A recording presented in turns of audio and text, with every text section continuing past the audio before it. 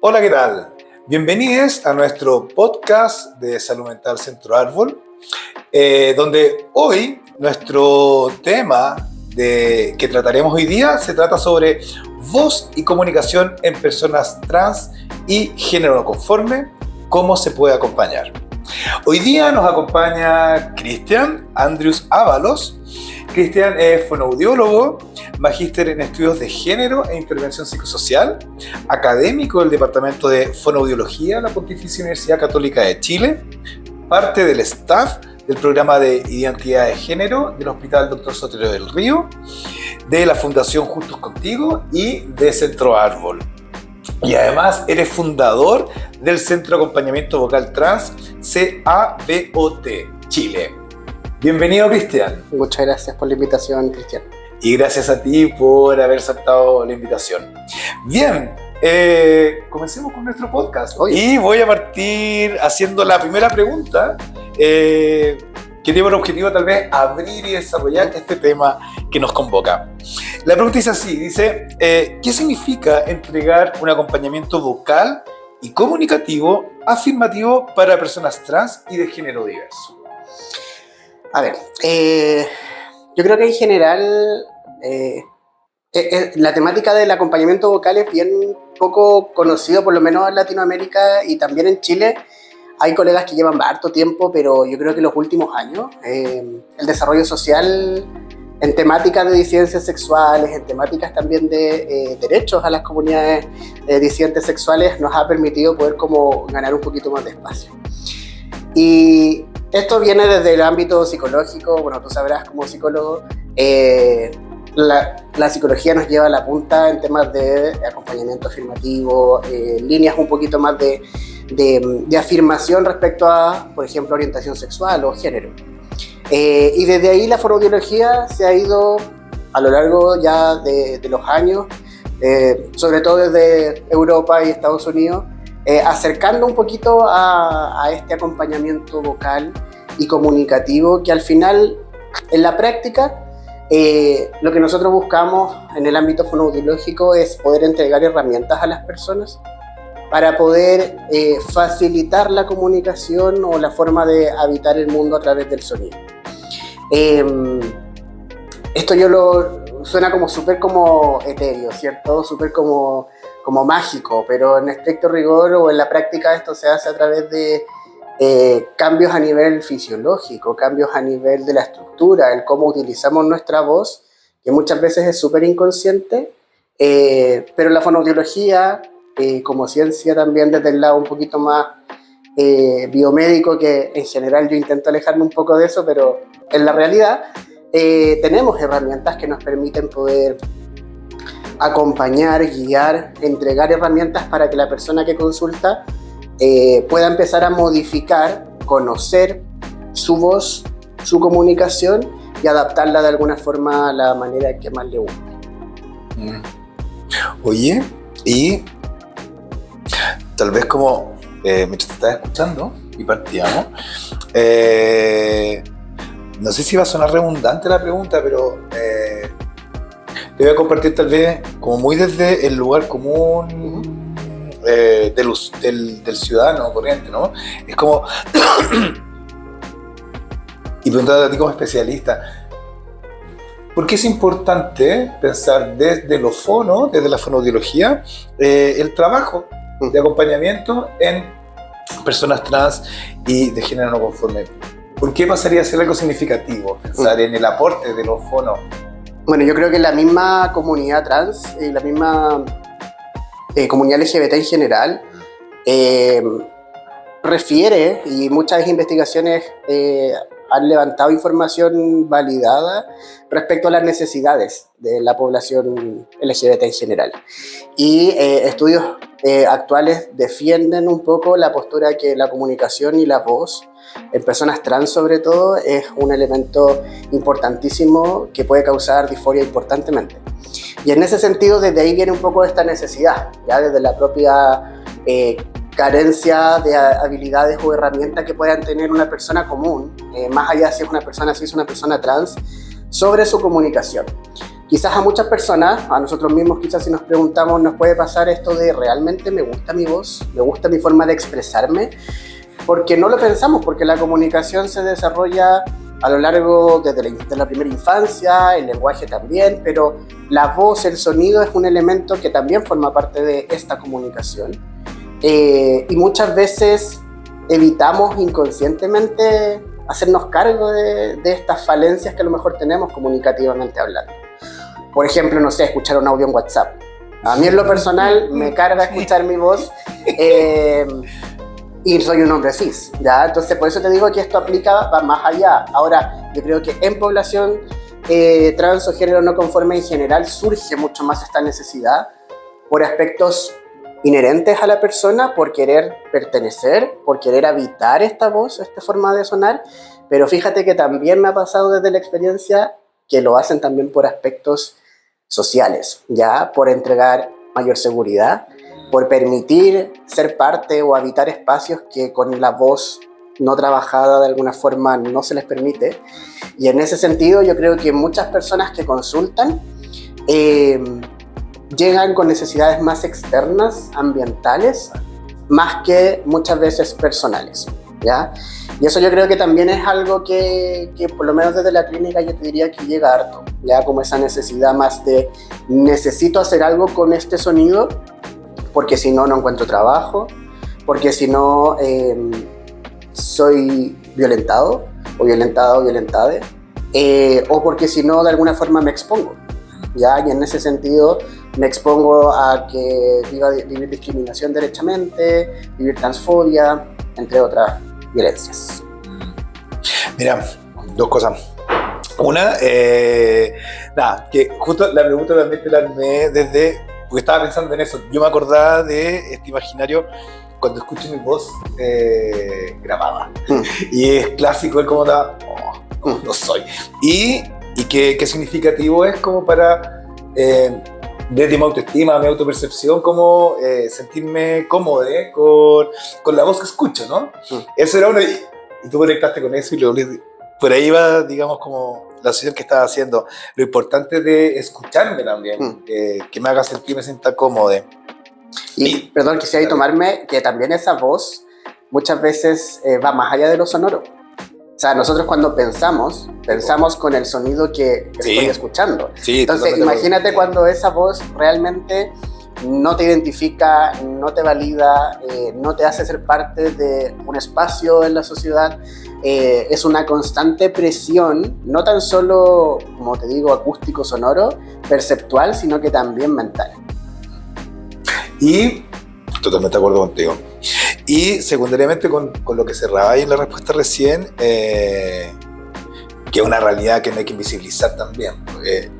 Parte de también tiene que ver en cómo modulo una voz que también en el contexto, en el entorno, sea aceptable o dentro de... O sea, también está ese fantasma. Y ahí pensaba como lo significativo que es el trabajo tuyo conjunto con el acompañamiento psicoterapéutico, ¿no? Como que va bien de la mano. Y ahí me tomo para pasar a la segunda pregunta, que es, ya que estamos entrando como en estos puntos que tal vez generan un poquito más de tensión, ¿no?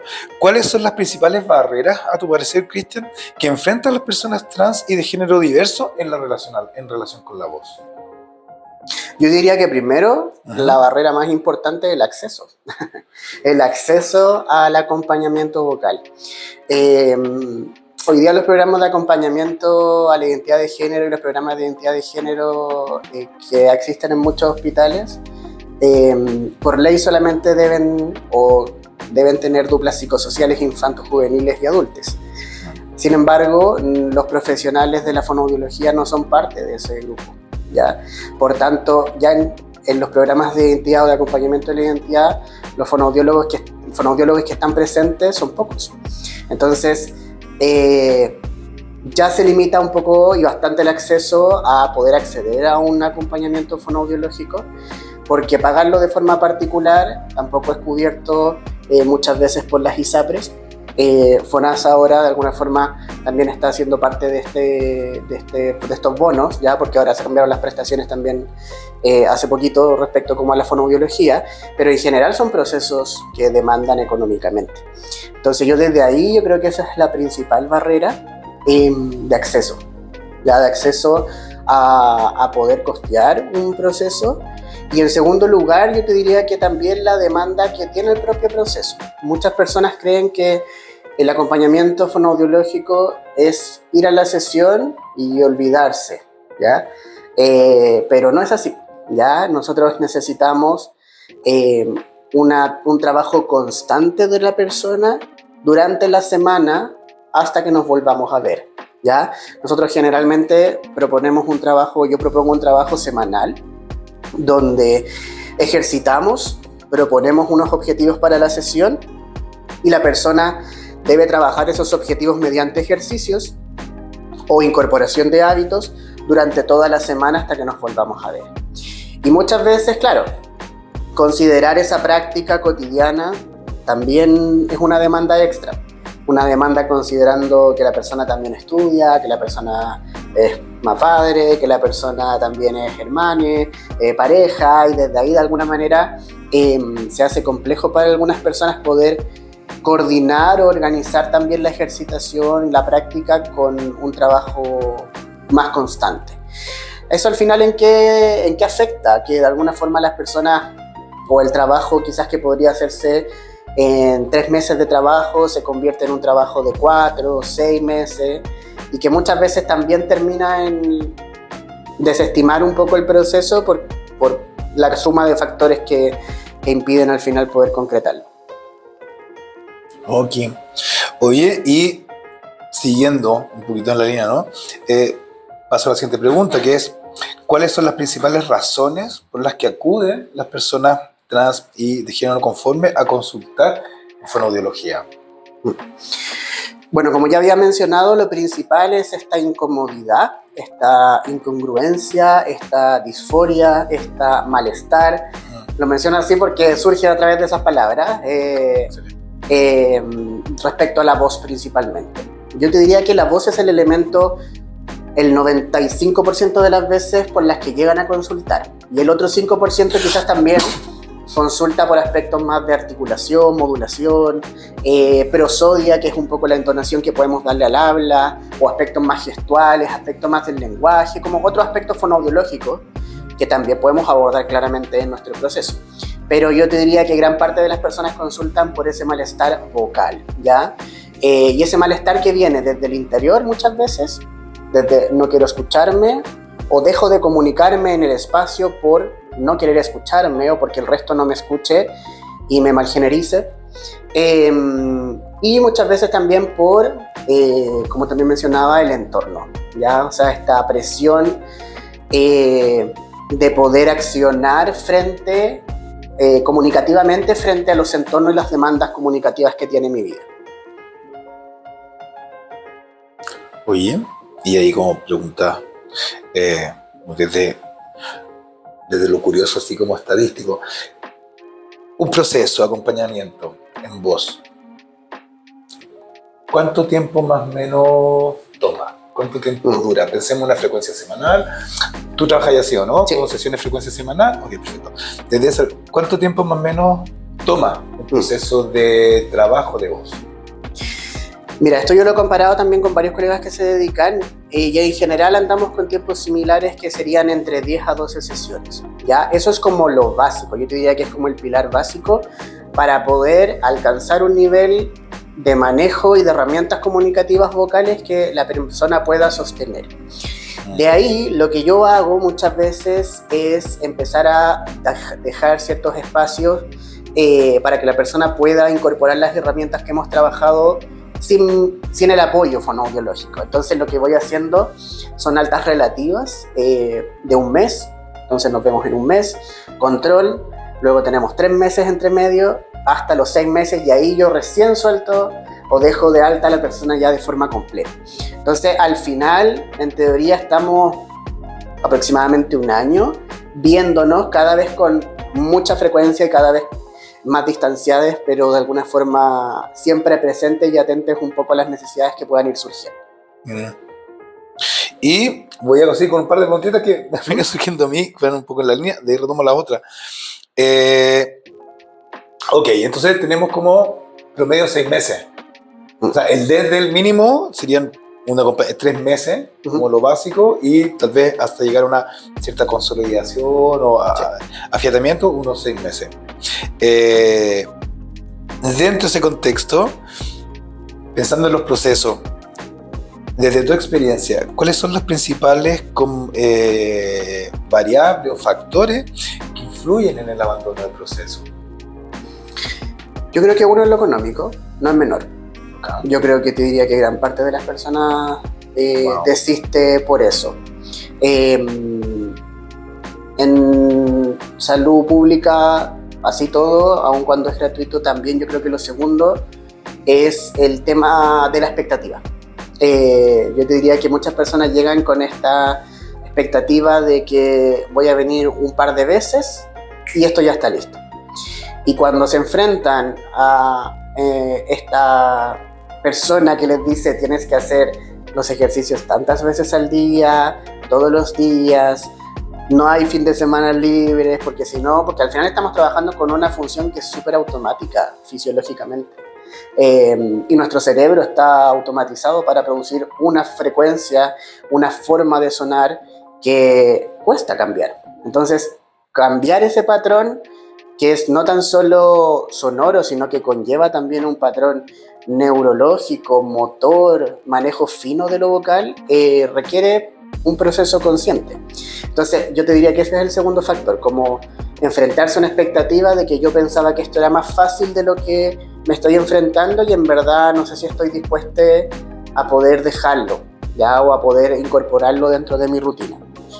Eso yo creo que son los dos factores más relevantes o más frecuentes de desistir de los procesos. Y por lo general ese abandono ¿qué tan frecuente es? ¿Como en qué etapa? O sea, ¿tenía alguna idea? Sí, mira, a mí me pasan puro dos cosas. lo que estoy preguntando. Sí. ¿Hay alguna como momento en la curva en que tal vez es más crítico? ¿Cómo lo podéis...? Yo te diría que me pasan dos cosas. Hay personas que desisten en las primeras etapas porque no se enfrentan a estas barreras, ya barreras de acceso en lo económico, barreras de expectativas. Y en una segunda parte me pasa con personas que ya están como en una etapa más final del proceso, que desisten porque se empiezan a sentir mejor, ya porque ya no está esta necesidad tan latente de necesito modificar esto. Ya tienen más herramientas, saben manejar su voz, saben manejar la comunicación de una forma mucho más consciente y por ende la necesidad empieza a descender, ¿ya? Yo trabajo mucho todas las sesiones con la autopercepción. Todas las sesiones le pregunto a la persona, a veces hasta 2 veces por sesión, qué nota del 1 al 7 le pone a su voz en general. Y obviamente las primeras sesiones de los procesos siempre son 1, 2, 0, pero cuando ya nos estamos acercando al 5, al 5.5, al 6, obviamente la persona ya puede sostener una comunicación de forma mucho más autónoma. Ya es ahí también cuando muchas veces hay que retenerles un poquito porque es como ya, yo sé que te estás sintiendo más cómodo, pero no te vayas, ya como que cerremos este proceso bien. Oye, y ahí estaba pensando, ya igual soy el patudo, pareciera que estoy llevando el agua a mi redil ahora. Pero igual pensaba con esto, lo significativo o lo aportativo que debe ser cuando el acompañamiento está siendo interdisciplinario. Sí. Es decir, también estar con acompañamiento o sostén psicoterapéutico, sobre todo para esos momentos como de crisis, de frustración, que es tan humano también, entonces como ahí poner sostén y para poder mantener y llegar a puerto. Voy a retomar las preguntas porque además el tiempo va avanzando y tengo que irme adecuando un poco a eso. Me paso a otro tema. Y la pregunta es la siguiente. Dice, ¿por qué consideras tú, Cristian, o cuál es la importancia o lo importante de que la fonoaudiología y en general la atención de salud no se limite solo a lo biomédico, sino que también considere la identidad, la historia y el contexto social de la persona consultante. Bueno, de partida porque trabajamos con personas. Muy bien, eso es lo básico. muy bien. Y las personas no son una estructura ni una función solamente. Son complejidades mucho más grandes que esa. Entonces, y si me voy específicamente a la fonoaudiología, nosotros trabajamos con la comunicación. Y la comunicación no es solo lo que pasa a nivel neurológico ni lo que pasa a nivel corporal, sino que también es cómo está situada, cómo nos permite relacionarnos, cómo nos permite poder y ser parte de esta sociedad, y eso no es médico, eso es social, ¿ya? Entonces, la fonoaudiología tiene como ciencia un poco esa dualidad entre muy salud, pero también muy social, el lenguaje es social. Y en ese sentido, creo que como gremio fonoaudiológico, yo esto es una opinión súper personal, pero creo que tenemos esa necesidad de empezar a abrir a una fonoaudiología que claramente tiene un espacio en salud, ¿sí? Y lo necesita porque para muchas personas es necesario. Por ejemplo, sobre todo personas con necesidades de la alimentación, ¿ya? Pero en lo comunicativo, a veces la salud queda corta. ¿Ya? Y necesitamos herramientas mucho más desde las ciencias sociales quizás para poder realmente entender, comprender y empatizar un poco con la realidad de lo que significa no poder comunicarte o no poder ser parte comunicativamente hablando de un espacio. Y en ese sentido creo que tenemos como fonoaudiólogos como una responsabilidad y respecto a eso. A mí me llega mucho también por obviamente las personas con las que trabajo y con las que me mueven un poco en el quehacer diario. Pero de alguna forma creo que también como disciplina en general es algo que también debiésemos abordar mucho más. Puedo preguntar, que cerráis con una propuesta, ¿no? Uh-huh. ¿Por qué? Desarrolla la última idea. ¿Por qué? Porque siento que, o sea, volviendo un poco a la misma idea, porque siento que la comunicación es algo que nos caracteriza como seres humanos. Y la comunicación no está solo muchas veces en lo oral, también está en lo gestual, y desde ahí a veces lo gestual no es suficiente para las demandas que hoy día tenemos como sociedad. Y lo oral pasa a ser una herramienta que te puede invalidar, que te puede invisibilizar, que te puede marginalizar. Y en ese sentido hay personas que esa parte del lenguaje o de la comunicación, o sea, el oral, no está presente, pues no está a la mano para poder realmente ser parte de ciertos espacios. Te voy a compartir lo que pensaba, estaba escuchando. Que de partida me queda una pregunta todavía antes de terminar, pero desde ya te agradezco un montón esta conversación que estamos teniendo porque o sea, más allá de lo interesante, yo creo que antes de sentarnos ahora a hablar, cuando te escribí, hicimos las preguntas y todo, ya en el preparar el tema me detenía a la reflexión de cuántas cosas tenemos de repente quedamos tan sentadas, ¿no? Y nos reparamos en observar como lo significativo que es. Y solamente para un minuto mirarse te das cuenta de lo relevante. Y ahí en el tema de la voz decía, pucha, sí, pues la voz es tan significativa como me corto el pelo, cómo me caracterizo, si me pongo un tatuaje o no, cómo me vestí, porque es una manera de yo, cómo busco ser reconocido. O cómo performo también. Exactamente, o sea, la performance es una manera también de presentarme y de invitar a ser percibido. Sí. Y en eso, a lo que voy yo es como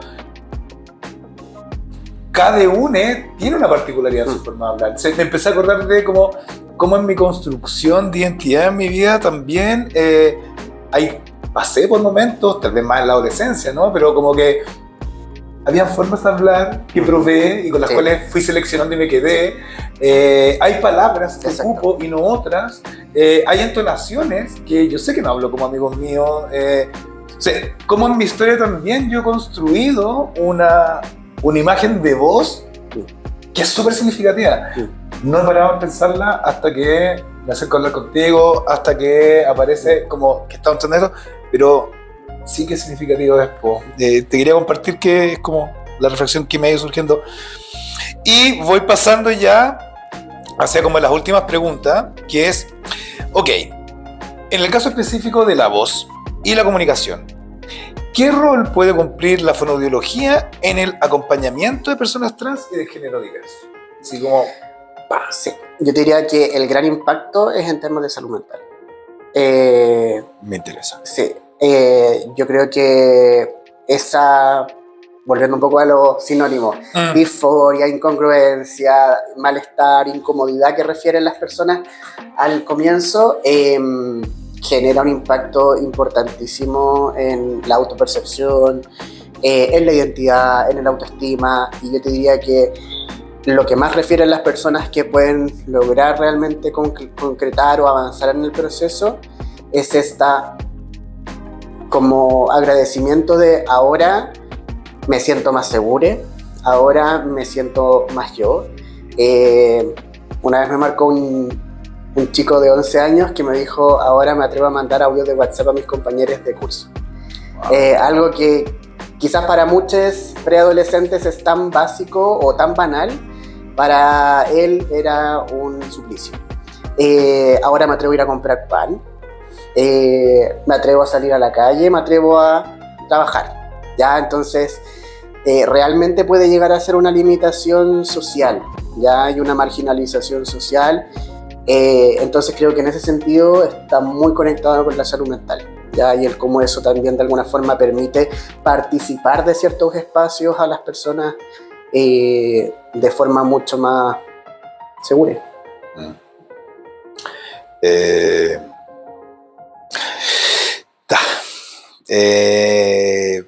Sí, mi reacción es al ejemplo que dais.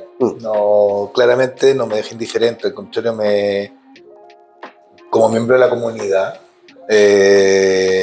no me es indiferente las historias como de menores, ¿no? Que logran sentirse seguros, sobre todo el espacio seguro. Esa historia del niño de 11 que se atreve a mandar al juego, wow. Sobre todo en nuestro contexto tal vez educacional, donde somos un país donde en la educación escolar el nivel de bullying, de maltrato, violencia es tremendo. Wow. Oye, para ir cerrando, bueno, aparte de agradecerte, se pasa volando esta pequeña entrevista contigo. Un gusto conocerte en conversación, porque nos habíamos conocido, pero de forma mucho más formal. Quiero destacar que, bueno, Cristian es parte y es miembro del grupo PAI, grupo de acompañamiento a adolescencias e infancias de, digamos, diversidad sexogenérica y de identidad de género de Centro Árbol. Por lo tanto, tal vez invitarte un poquito si queréis comentar del programa PAI, que es está compuesto de un equipo interdisciplinario, donde hay psicólogos, terapeutas ocupacionales, endocrinólogas, fonoaudiólogos. No sé si queréis compartir algo del programa, aprovechar que tenemos un poquito de pantalla. Sí, o sea, bueno, contarles a todas, todos y todes que primero invitarles, yo creo, a consultar, invitarles también a preguntar. Muchas veces generamos estos espacios para poder también dar a conocer, explicar, entender, porque muchas veces hay mucha pregunta y no todos se atreven a hacer clic y decir, oye, ¿sabes qué? Quiero saber. Entonces yo creo que perder ese miedo de preguntar, ya saber que si realmente podemos ayudarles, y todo también las ganas de querer como aportar, quizás desde una consejería, quizás desde obviamente un acompañamiento, pero también desde el permitir o abrir un espacio a las preguntas, a la resolución de ellas y de alguna forma también a aportar en este sentido.